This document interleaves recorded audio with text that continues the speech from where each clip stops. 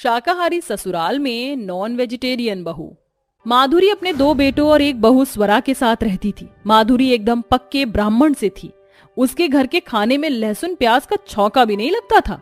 ओम जय जगदीश हरे स्वामी जय जगदीश हरे। अरे बहू, ला भगवान जी के आगे चढ़ाने को भोग लिया। लाई माँ जी। माधुरी खाना बनाते ही खुद खाने से पहले भगवान जी को भोग लगाना जरूरी समझती थी। उसकी बहू स्वरा भी काफी आदर्श और संस्कारी थी और इसी तरह सिलसिला जारी था कि एक दिन माधुरी का बेटा वीर एक अंग्रेजन लड़की को अपने घर लेकर पहुंचा। अरे बेटा, ये कौन है? माँ, ये लड़की मेरे ऑफिस में काम करती है। हम लोग एक दूसरे को बहुत अच्छे से जानते हैं, तो मैं इसे आपसे मिलवाने ले आया। हाँ वाह बेटा, स्वागत है। माधुरी ने एमी को घर में बुला लिया और उसकी काफी खातिरदारी की। जब थोड़ी देर हो गई तब वीर घबराई हुई आवाज में बोला, माँ, मैं और एमी एक दूसरे को पसंद करते हैं। मैं इसे इसीलिए आपसे मिलवाने लाया हूँ। क्या ये विलायती लड़की? नहीं माँ, एमी पूरी तरह विदेशी नहीं है। इसके बाबा की जन्मभूमि भारत ही है, इसीलिए ये हमारी भाषा को भी बखूबी समझती है। अरे बेटा, मैं ये नहीं कह रही हूँ। ये विलायती है ना, जाने इसका खाना पीना तौर तरीके कैसे होंगे। मैं इसे अपने घर की बहू कैसे बना लूं? घबराइए नहीं सासू मॉम, मैं अपने ससुराल के लिए अपने तौर तरीके बदलने को भी तैयार हूँ, लेकिन प्लीज मुझे अपना लीजिए। हाँ माँ, एमी हमारी तरह रह लेगी। प्लीज आप मुझे एमी से शादी करने दीजिए। मैं चाहता तो बाहर ही किसी मंदिर में शादी कर सकता था, लेकिन यह सब कुछ आपने हमें नहीं सिखाया है और मेरा और एमी का यही मानना है कि सभी काम माँ बाबा की मर्जी से ही होने चाहिए। माधुरी को अपने बेटे पर ममता आ गई और उसने वीर की शादी एमी से करवाने का फैसला ले लिया। मैं अपने बेटे की शादी तुमसे करवाऊंगी, लेकिन तुम्हें मेरे घर के कुछ रीति रिवाज मानने पड़ेंगे। मैं कुछ भी करने को तैयार हूँ। माधुरी एमी को देखकर मुस्कुराई। एमी को लगा कि उसकी सास बस पूजा पाठ को बोल रही है और उसने बिना सोचे समझे ही कुछ भी करने को हाँ कर दिया। फिर क्या था, दोनों परिवारों में शादी को लेकर रजामंदी हुई और वीर की शादी एमी से हो गई। शादी के बाद आज ससुराल में एमी की पहली रसोई थी। देख बहू, सबसे पहले तू मीठे में हलवा बनाकर चूल्हा पूजन कर दे और फिर तेरा जो मन हो वो चीज बना देना। जी सासू मॉम। एमी पहली रसोई में काम पर लग गई। उसने बहुत ही स्वादिष्ट हलवा तो बना दिया, लेकिन अब सवाल था कि वो खाने में क्या बनाए। मैं खाने में क्या बनाऊं? मुझे तो इंडियन फूड ज्यादा बनाना भी नहीं आता है। आइडिया, आज तो मैं सभी के लिए फ्राइड चिकन और फ्राइड राइस बनाऊंगी। एमी ने फ्रिज में चेक किया तो उसे चिकन नहीं मिला। अजीब है, मेरे घर के फ्रिज में तो हमेशा चिकन भरा रहता है। जो भी हो, अभी खाने में काफी टाइम है, मुझे ऑनलाइन चिकन मीट मंगवा लेना चाहिए। एमी ने यही किया। उसने ऑनलाइन चिकन मीट ऑर्डर कर दिया। कुछ देर बाद डिलीवरी बॉय मीट ले आया और दरवाजे की घंटी बजाने लगा। न जाने इस वक्त कौन आ गया। स्वरा ने जाकर दरवाजा खोला और उसने जैसे ही उस मीट के पैकेट को हाथ में लिया तो उसे कुछ गिलगिला सा महसूस हुआ और उसके हाथों से चिकन की थैली गिर गई और वो जोर से चिल्लाने लगी। अरे बहू, क्या हो गया? माँ, माँ। स्वरा ने अपनी नाक पर हाथ रखा और वो एक उंगली से चिकन की तरफ इशारा करने लगी। अरे क्या है वहाँ? माधुरी ने जैसे ही अपने घर में मीट देखा तो वो आग बबूला हो गई और जोर जोर से चिल्लाकर एमी को बुलाने लगी। एमी उस वक्त कमरे में बैठी गाने सुन रही थी। जी सासू मॉम। बहू, क्या ये तूने मंगवाया है? व्हाट? ओह अच्छा, ये? जी हाँ, ये मैंने ही मंगवाया है। एमी अनजाने में उसे उठाने जाने लगी कि तभी माधुरी ने उसे गुस्से में रोक लिया। तेरी हिम्मत कैसे हुई मेरे घर में ऐसी चीज मंगवाने की? अरे ना समझ, मेरा पूरा घर अशुद्ध कर दिया। पर चुप, एकदम चुप। अगर मैंने फिर कभी इस चीज का नाम भी तेरे मुंह से सुना ना तो मैं तेरी जबान को काट दूंगी। मेरे घर में इन चीजों के लिए कोई भी जगह नहीं है। लेकिन मीट खाने में बुराई ही क्या है? देवा देवा देवा, ना बाबा ना, ये चीज तो छी तू बिल्कुल नहीं खानी चाहिए। हमारी सासू माँ तो लहसुन प्याज से भी परहेज रखती है और तुम तो। बस कर स्वरा। अरे मुझे पहले ही डर था कि कहीं ऐसा कुछ ना हो जाए। देख बहू, अभी तो तूने नादानी में ऐसा कर दिया, लेकिन मेरे घर में ये सब खाने वालों के लिए जगह नहीं है। तो आगे से इन सब चीजों से दूर रहना। और हाँ, इस बवाल को बाहर कुत्तों को डालकर खुद को और घर को पवित्र कर देना। माधुरी ऐसे बोलकर कमरे में चली गई। स्वरा भी घिन मानती हुई अपने कमरे में चली गई और एमी उनका मुंह देखती रह गई। What the hell? अब ये मुझे चिकन से भी जुदा कर देंगी क्या? Oh God!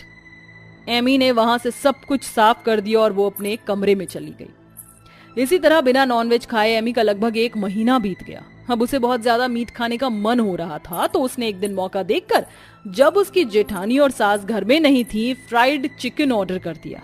Oh God! बस मेरा ऊपर से क्रंची और अंदर से सॉफ्ट सॉफ्ट चिकन जल्दी से आ जाए। लगभग आधे घंटे में एमी का ऑर्डर आ गया और वो उसे मजे लेकर अपने कमरे में खाने लगी। मैंने तुम्हें बहुत मिस किया डियर चिकन। एमी उसमें सॉस लगा लगा कर बड़े ही मजे से खा रही थी कि तभी उसकी जेठानी और सास घर लौट आए और एमी को आवाज देने लगे।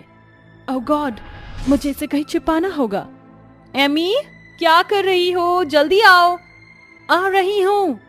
एमी जल्दी जल्दी से चिकन को छिपाकर अपना चेहरा साफ किए बिना ही अपनी सास के पास चली गई। जी सासू माँ, ये तेरे चेहरे पर क्या लगा हुआ है? एमी घबरा गई। कुछ नहीं। ये बदबू। बहू, सच सच बता। सच में तो वो। क्या वो? एमी डर गई और उसे अपनी सास को सब कुछ बताना पड़ा। सारी बात सुनकर माधुरी गुस्से से लाल पीली होने लगी। अरे मुझे बस यही डर था। अरे क्या इस दुनिया में लड़कियों का काल पड़ गया था जो मैंने अपने बेटे की शादी तुझसे की? तूने सत्यानाशी मेरे सारे रिवाजों को तोड़ दिया। माधुरी खूब एमी को बुरा भला सुनाने लगी। एमी को गुस्सा आ गया और वो बोली, नॉनवेज खाने में बुराई क्या है? अरे इस दुनिया में आधे से ज्यादा लोग मीट खाते ही हैं सासू माँ, और अगर हम लोग इन्हें नहीं खाएंगे तो एक दिन इनकी आबादी इतनी ज्यादा हो जाएगी कि ये हम लोगों को खाने लगेंगे। मीट इतना खाया जाता है लेकिन फिर भी जानवरों की कमी महसूस नहीं होती। क्यों? ऐसा इसीलिए क्योंकि इनकी पैदावार बहुत ज्यादा है और नॉनवेज खाने में कोई बुराई नहीं है। हाँ, ये मेरी गलती थी जो मैंने इस घर में नॉनवेज खाया। तो ठीक है, अब से मैं नॉनवेज नहीं खाऊंगी, लेकिन सिर्फ इस घर में। अगर मेरा मन होगा तो मैं बाहर जाकर जितना चाहूँ उतना नॉनवेज खा सकती हूँ। और अगर ऐसा नहीं हुआ तो आप मुझे यहाँ से जाने की इजाजत दीजिए। मैं अपने पति के साथ कहीं और रह लूंगी। अपनी बहू की इतनी बातें सुनने के बाद माधुरी को समझ ही नहीं आया कि वो आगे क्या बोले, और उसने अपनी बहू को बाहर जाकर नॉनवेज खाने की इजाजत दे दी। किसी भी इंसान के साथ जोर जबरदस्ती करना अच्छा नहीं है। हमें क्या खाना है, क्या ओढ़ना है, क्या पहनना है, ये हमारे हाथ में है। बस शर्त है कि हर चीज की एक सीमा होनी चाहिए। एमी ने भी अपनी सास की बातों को माना और उसने कभी भी घर में नॉनवेज नहीं मंगाया। ऐसा करने से कभी घर में कलेश भी नहीं हुआ और सभी खुशी खुशी रहने लगे। देखो बहू, कल तुम्हारा करवा चौथ का व्रत है, इसलिए मैं चाहती हूँ कि तुम पांचों की पांचों अभी अच्छे से खाना खा लो, क्योंकि कल तुम्हें रात के चांद निकलने के बाद ही खाना मिलेगा।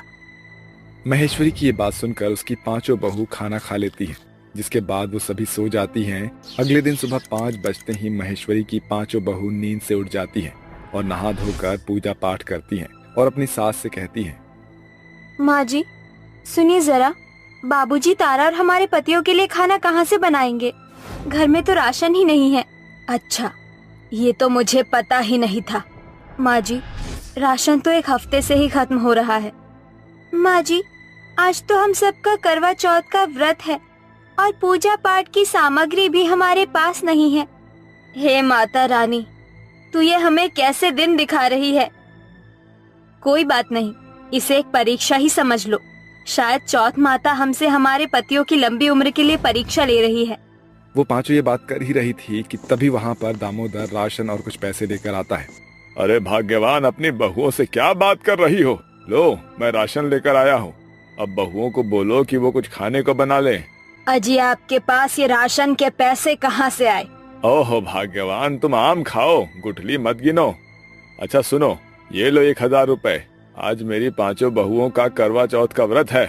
जाओ अपनी पूजा का सामान लेकर आओ। दामोदर एक मजदूर आदमी था उसे जहाँ काम मिलता था वहीं पर वो काम कर लिया करता था। वहीं दूसरी तरफ उसके पांचों बेटे, जिन्हें उसने पढ़ाया लिखाया तो था, लेकिन वो पांचों अपनी किस्मत के चलते एक ही जगह पर आकर रुक गए थे। इतनी पढ़ाई लिखाई के बाद भी उन्हें कहीं भी नौकरी नहीं मिली थी, तो वो अपनी पांचों बहुओं को करवा चौथ का सामान दिलाने बाजार लेकर जाती है। माँ जी, देखो ये कितनी प्यारी चूड़ियाँ है। अरे हाँ, तुमने बिल्कुल सही कहा, ये तो बहुत ही सुंदर है। चूड़ियाँ देखने के बाद महेश्वरी अपनी पांचों बहुओं को रंग बिरंगी चूड़ियाँ पहनाती है। उसके बाद वो उन्हें थोड़े से फल और चौथ माता की तस्वीर और मिट्टी का कलश और बाकी पूजा का सामान भी दिलवा देती है। बाजार में चलते चलते जब वो आगे पहुंच जाते हैं तो उन्हें एक जगह बहुत ही भीड़ नजर आती है। अरे माँ जी, वहाँ पर ऐसा क्या है जो इतनी भीड़ लग रही है? अब ये बात तो हमें वहाँ जाकर ही पता चलेगी। चलो, हमें वहाँ जाकर देखना चाहिए। महेश्वरी अपनी पांचों बहुओं के साथ उस भीड़ वाली जगह पर पहुंच जाती है, जहां पर उन्हें एक लड़की औरतों को मेहंदी लगाते हुए नजर आती है। अरे वाह, क्या बात है, ये लड़की तो बहुत अच्छी मेहंदी लगा रही है। हाँ माँ जी, मेहंदी लगाना तो बहुत जरूरी है। करवा चौथ वाले दिन हाथ सूने नहीं रहने चाहिए। हाँ जी, हमारी माँ भी अपने हाथों पर मेहंदी लगाया करती थी। ये तो बहुत बड़ा शगुन है, आपको हमारे भी मेहंदी लगवानी चाहिए।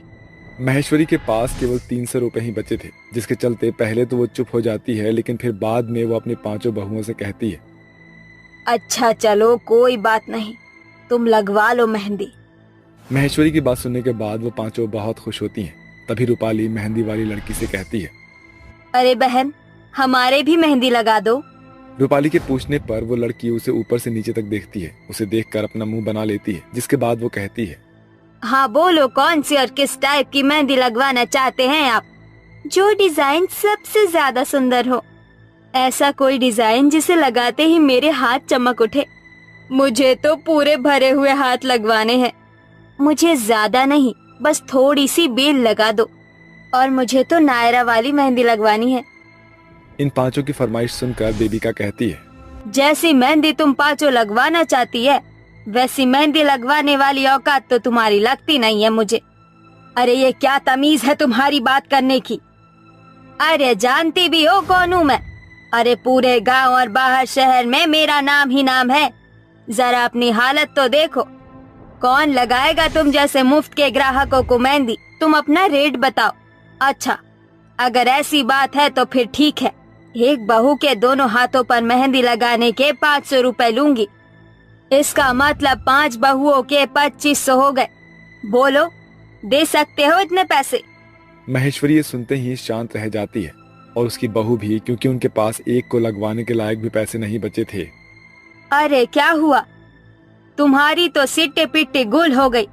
बस इतने में ही पता चल गई कि तुम्हारी असली औकात क्या है। अब चली जाओ यहाँ से।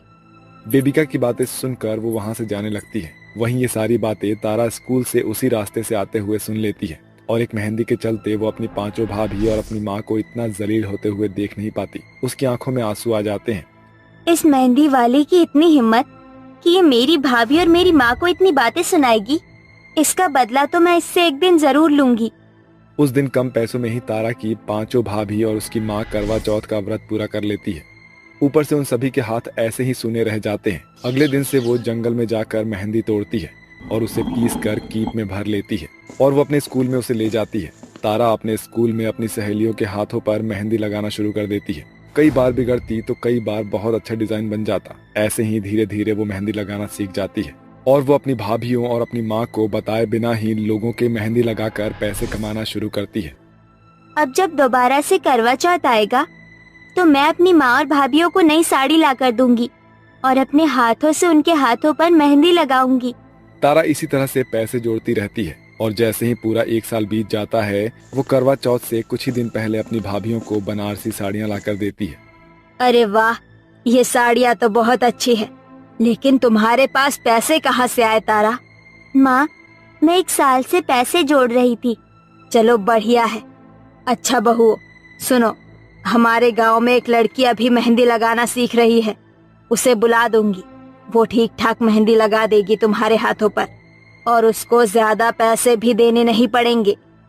उसकी कोई जरूरत नहीं है माँ, मैं अपनी भाभीयों के हाथों पर खुद मेहंदी लगाऊंगी। तारा ऐसा कहकर खुद ही अपनी भाभीयों के हाथों पर मेहंदी लगाती है। उसके लगाए हुए डिजाइन इतने सुंदर और प्यारे होते हैं कि सभी देखते ही रह जाते हैं। तारा, तुमने इतनी अच्छी मेहंदी लगाना कहाँ से सीखा? तारा अपनी पांचों भाभियों और माँ को सब बताती है। पूरे 1 साल से मैं इस दिन का इंतजार कर रही थी। तारा की बात सुनकर सब उसे बहुत प्यार करते हैं, जिसके बाद तारा अपनी भाभियों को मेहंदी लगाकर अपने घर के बाहर एक स्टॉल खोलती है। उसके जैसी सुंदर मेहंदी किसी को भी नहीं आती थी, जिसकी वजह से वो एक ही दिन में बहुत सारा पैसा कमा लेती है और अगले दिन वो एक दुकान खरीद लेती है। धीरे धीरे पूरे गांव में तारा बहुत ज्यादा फेमस हो जाती है, जिसकी खबर बेबिका तक पहुंच जाती है।